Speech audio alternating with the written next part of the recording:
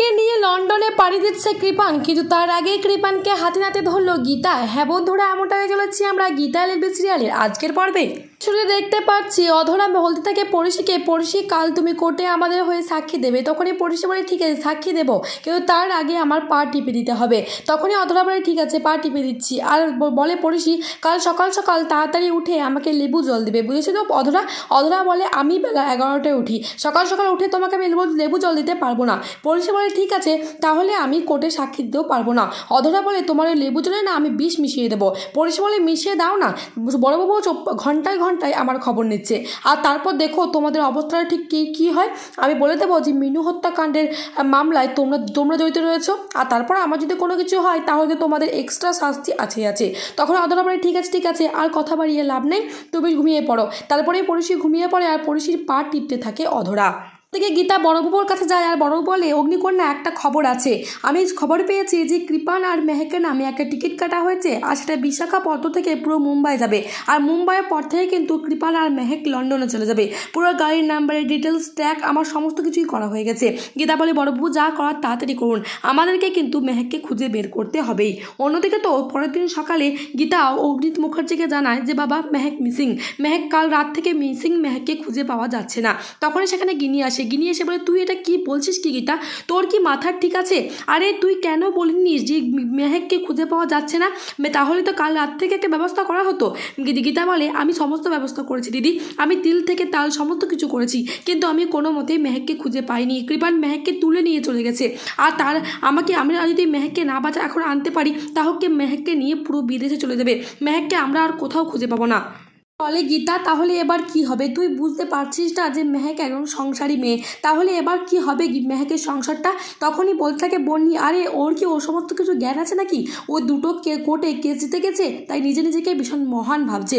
তারপর অগ্নিত মুখার্জি বলে আরে থামো তোমরা এই সময় অশান্তি করো না, আমার মেয়েটাকে খুঁজে পাওয়া যাচ্ছে না। গীতা তুমি তো একবার বলতে পারতে আমাকে। গীতা বলে কি করে বলবো বাবা, কাল তো তুমি ঘুমের ওষুধ খেয়ে ঘুমিয়েছিলে, তোমাকে আমি কি করে ওঠাতাম? গিয়ে তখনই অগ্নিত মুখার্জি বলে তা আমি ঘুমের ওষুধ খেলে ঘুমালে কি হবে, আমার মেয়ে মিসিং, আমাকে তো খুঁজে বের করতে হবে তাই না? আর তাছাড়া তুমি যদি বলছো যে মেহেক বিদেশে পাড়ি দেবে, তাহলে তো মেহেকের পাসপোর্ট, আধার কার্ড আর সমস্ত কিছু প্যান কার্ড চাই তাই না? সেই সমস্ত কিছু তো বাড়িতে আছে। তখনই গীতা বলে সত্যি তো, আমি এই কথাটা আগে কেন ভাবিনি, এটা আমার মাথায় কেন আসেনি যে পাসপোর্ট না ছাড়া কোনো মতে কিন্তু বিদেশে মেহেককে নিয়ে যেতে পারবে না, আর তাহলে আমি পুরো বাড়িটা দেখবো।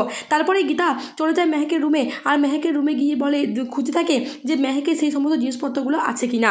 এদিকে বন্নি মুখার্জি তো বলে গীতাটা না বড্ড বার বেড়েছে, আরে ওর কোনো দিক দিশার জ্ঞান নেই। মেহেক বলে কি হবে মেয়েটা তো পুরো সংসারটা পুরো ভেসেই গেল।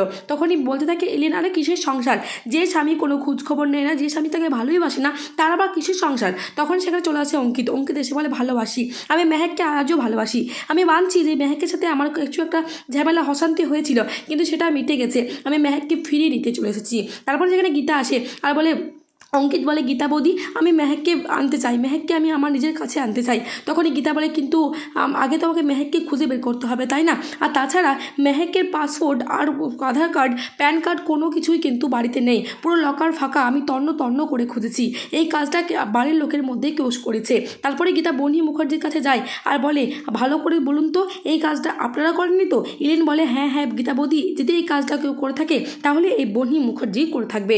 আর তারপরে তো বন্নি মুখার্জি ভীষণভাবে রেগে গিয়ে এলিনকে একটা কষিয়ে থাপ্পড় মারতে যাবে, আর তখনই গীতা হাতটা ধরে নেয় বন্নি মুখার্জির আর বলে একদম ওনার গায়ে হাত দেবেন না, যা কথা বলছে সমস্ত কিছু সত্যি কথাই বলছে। অগ্নিত মুখার্জি বলে সত্যিই তো, আর তাছাড়া মেহেকের রুম থেকে কিভাবে সমস্ত কিছু ডকুমেন্টস হারিয়ে যেতে পারে, কেউ নিশ্চয়ই কৃপানের হাতে গিয়ে তুলে দিয়ে এসেছে, এটা আমার পুরো শিওর, আর সেটা এই বাড়ির কেউ না কেউ হতেই পারে। তারপরে গীতা বলে আর দেরি করা চলবে না, আমাদেরকে তাড়াতাড়ি মেহেককে গিয়ে বাঁচাতে হবে। বড়বাবু ফোন করে বলে গাড়িটা কোন লোকেশনে কোন পয়েন্টে ছিল, কিন্তু সেই গাড়িতে তখন কৃপান আর মেহেক ছিল না, তখন কিন্তু সেই গাড়ি থেকে তোরা নেমে চলে গেছিল। তারপরে গীতা সেখান থেকে বেরোতে গেলে তখনই অঙ্কিতা স্বস্তিক বলে আমিও তোমার সাথে যাব। গীতা বলে ঠিক আছে অঙ্কিত স্বস্তিক তোমরা চলে এসো আমার সাথে। তারপরে অঙ্কিত স্বস্তিক আর গীতা বেরিয়ে পড়ে, আর অগ্নিত মুখার্জি বন্নি মুখার্জির কাছে যায়, আর বন্নি মুখার্জির কাছে গিয়ে বলে আমার মেয়েকে যদি খুঁজে না পাওয়া যায় আর তাহলে কিন্তু তার দায় তোমাদেরই, আর আমার মেয়ে যদি খুঁজে পাওয়া যায় আর যদি আমি জানতে পারি যে সেই পাসপোর্ট সমস্ত কিছু ডকুমেন্ট ডকুমেন্টস তোমরা কৃপানের হাতে তুলে দিয়েছো, তাহলে কিন্তু তোমরা এই বাড়িতে আর থাকবে না। এই বাড়ি থেকে তোমাদেরকে ঘাট ধাক্কা দিয়ে আমি বের করে দেবো। তারপরে তো বনি মুখার্জির কথা শুনে ভয় পেয়ে যায়। তাহলে বন্ধুরা এমনটা দেখে চলেছি আমরা গীতা এলএলবি সিরিয়ালের আজকের পর্বে। আগামীকাল এবং পরবর্তী আপডেট পাওয়ার জন্য চ্যানেলকে সাবস্ক্রাইব করে পাশ থাকুন। ধন্যবাদ। ভিডিওটা এই পর্যন্তই নিয়ে আসছি। নেক্সট আপডেট নিয়ে সাবস্ক্রাইব।